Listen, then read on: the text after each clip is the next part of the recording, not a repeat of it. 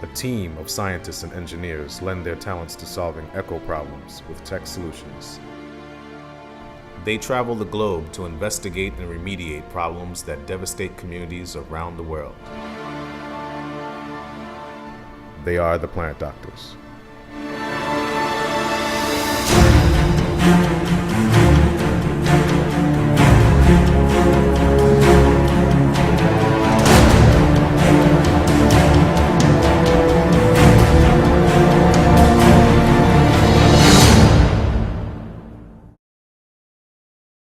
The Earth is critically important to everyone, and we're very fortunate that we have the expertise and the talent and the experience to make a real difference in the environment. Jane and I started the business, wow, it's amazing. It's about 22 years. I'm a geologist. Jane is a licensed and very talented professional engineer. Dennis is just a fabulous man. We've always loved working together. Jane and I started the business the same year that we were married. We were either going to make it or break it. We've got two great projects upcoming with not-for-profits. One is down in Louisiana, where we're working on a marsh restoration project. I have Larry, Margot, and Seth. They're down in the field now, and they're getting organized with the folks from Restore the Earth. We are really under the gun in Louisiana. We need to get our marsh restoration project before the storm season starts. So that's the actual cut that cut. you can see straight on that we're closing off. there. So by closing this off, you cut out the wave action. That's just going to grow right together. Yeah. That's the plan. Fill in. That's right. Yeah, that's You perfect. got it. It's safety. I mean, obviously safety's first, but you know we got to get this done. I'm very happy to have Larry on my staff. I almost feel like he's my brother. The second project is a little more challenging logistically. It involves working with a not-for-profit in Uganda. Potable clean water is a huge issue in equatorial Africa, and we take for granted how available it is. We got to get over there and help them do some construction before the rain season starts, and that's only a few weeks away. The construction of these cisterns is really a critical issue because what it does is it brings clean water right into the heart of these little towns and little villages. And so it'll have a huge impact, especially to the kids who go to these schools, to have clean water right there. Chug is a very lovable guy, but also a really bright geotechnical engineer. I'm really happy that Chug has decided to volunteer and take a trip over to Uganda and work with those guys. So congratulations. You've taken a lot of trips to Africa? I don't think he's traveled a lot. And bringing this sort of jolly guy from South Jersey to Uganda is, I think, is going to be quite a cultural experience for both worlds. I'm actually a little concerned about Dennis going to Africa only because I'm afraid that's going to be a long trip and it's going to put a lot of stress on the family, just him being gone for so long, and just trying to keep up with all that is very difficult. I cannot imagine my children walking, such a long distance just to get water. We are very experienced engineers and scientists, and I think that we can do a great job and help these kids. It's an amazing opportunity for us to make a difference in the life of this country and these people. As engineers and scientists, it's really important for us to be able to give back, and we're uniquely situated that we have the expertise and the talent and the experience to be able to do that. They help those in need of their expertise. We just appreciate them so much for coming in and being, our support team for the good science. Matrix is a great organization. I think the environmental issue is definitely out there and something that Americans can relate to. This is something that it changes the planet. It makes a big difference, and that's the key. Whenever and wherever the environment is in need, The marsh isn't moving, it's just disappearing, it's sinking, it's dying. no matter what challenges they face, We're at the end of the planting season and we're into hurricane season. We don't get the bags in to form a living barrier. There's a risk during hurricane season that these baskets wash out.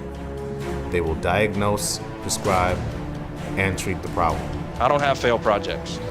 They are the Plant Doctors. And this is our way of giving back.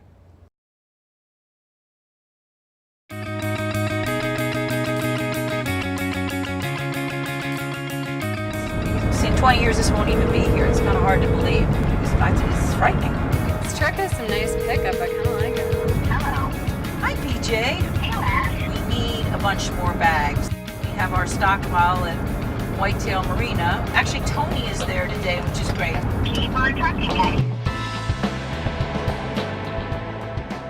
So we had to do an emergency side cut to Whitetail to go pick up another 200 bags, load them into a pickup truck, and take them out to Little Lake for tomorrow. Gentlemen, good to see you on such short notice. We have a little problem today, and I just so appreciate if you help us put together these bags that gotta go to the Look, we can help you out, whatever you need to be done. If you can't, just back your truck up. We'll get everything loaded in, and we'll get you out there.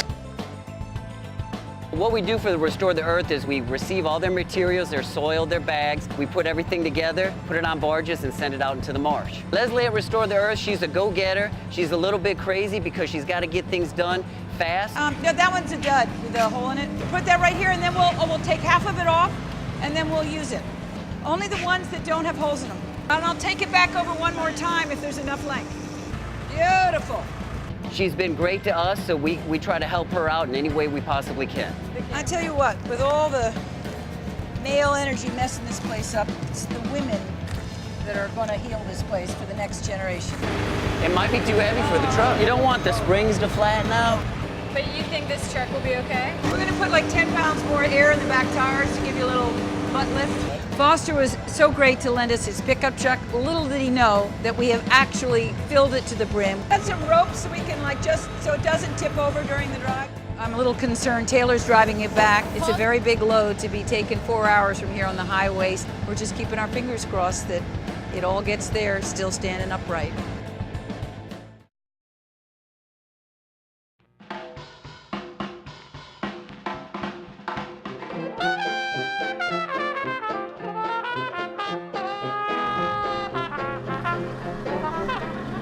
It's a beautiful evening here in New Orleans, and Margot has set up a dinner meeting for me with Scott Eustace. Scott is a coastal wetland specialist with the Gulf Restoration Network. Larry and Margot have told me a lot about you. Thanks for coming down. We really need all hands on deck to restore the wetlands. It's the ground we stand on here in New Orleans. 3,000 years ago, if we were sitting right here, we'd be sitting in the Gulf of Mexico. The river is so powerful, it brings natural sediment down from 33 of the United States and 2 Canadian provinces and lays it out so we can live on it. Yeah. I grew up with New Orleans flooded every year. We always thought that a hurricane's going to come, and it finally did. The first things that came back was the seafood store. Really? Because that was the sustainable food production for the city, was the shrimp right out of Lake Pontchartrain. Are you ready to order? Yeah, sure. Gulf shrimp for me. Me too. So we're hoping that Congress passes this Restore Act so we can rebuild the ecosystem, get it back to what it was and even better. And this impacts everything. It impacts the insects, it impacts the birds that land there and nest there, the shrimp and the redfish and the speckled trout. They're born in the Gulf. They come in as little fish. They grow up in the marshes, protected from larger predators. It's kind of like high school for them. And then when they're on their way out, we get them. And they end up on our table, right? Yeah. Exactly. Awesome. Very good.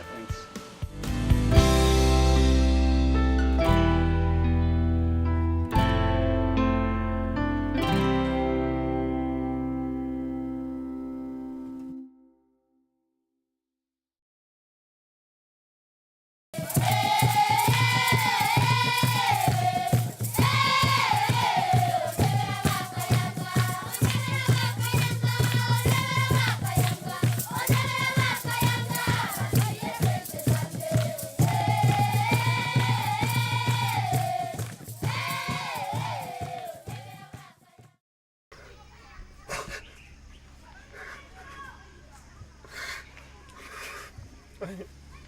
It's okay.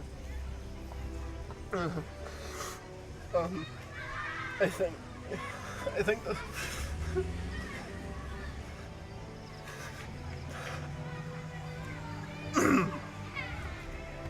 Excuse me.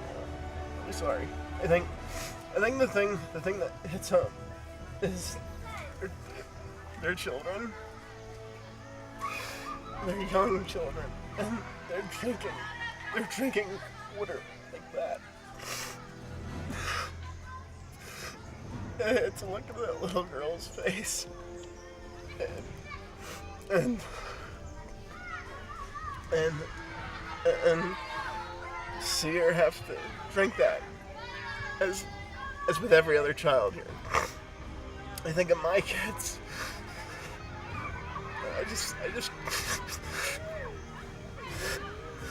I'm not their parents here, but I never thought I'd feel like this. I never thought this would have an impact on me. I'm not a water engineer. I'm strictly a dirt, soil, rock engineer. I don't deal with water, but I know there are some components that could be extremely life-threatening, or could just make you sick for the rest of your life. And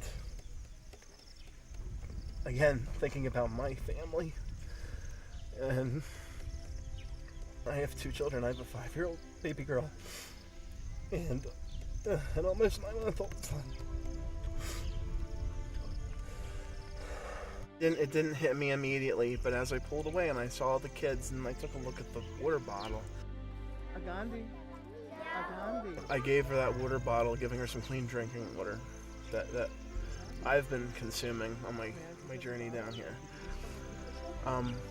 It felt good to share what I'm used to, or close to what I'm used to, back in the United States. And I just wish we could give not just bottles to everyone to be safe on a go-forward basis, but hopefully with the rainwater harvesting tank, again, reaching back to the old adage, give a man a fish, he'll eat for the day, teach a man to fish, he'll eat for his lifetime, if I got the quote correct. Same process here. We're going to educate this community on how to utilize the rainwater harvesting tank, and I'm very hopeful that it does provide a lot safer drinking water so that people don't get sick and have shortened lifespans, because they certainly don't deserve it.